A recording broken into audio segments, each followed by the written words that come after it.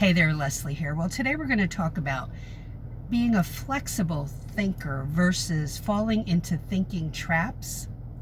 And I've had people email me or in the comments section of my various social media venues talk about they're only hiring experienced people. That's an assumption that is incorrect, by the way. Incorrect. And it's just that you haven't learned how to create a cover letter that grabs the attention of the attorney.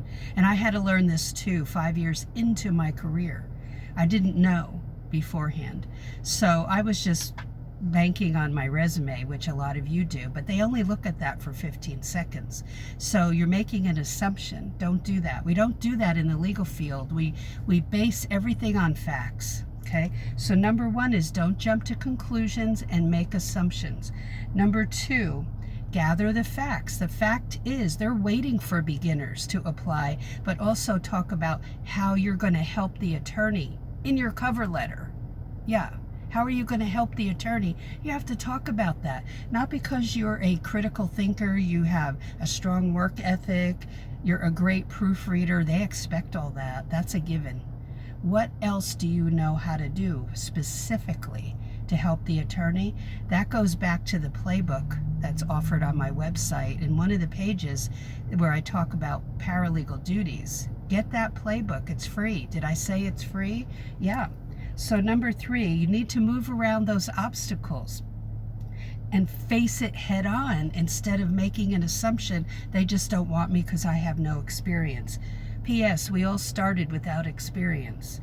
Number four, make adjustments until you get callbacks. And I had to make those adjustments. And I got callbacks right away because it had to do with my cover letter, not the resume. Number five, that is what is in your control.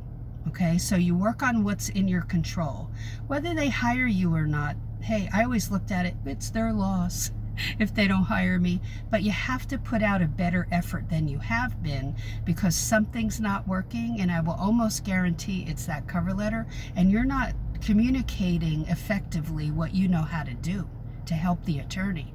Remember, they're not sending you to school when you come on to, when you're hired, and they know what you don't know. So prove them wrong and learn some additional things by researching paralegal duties.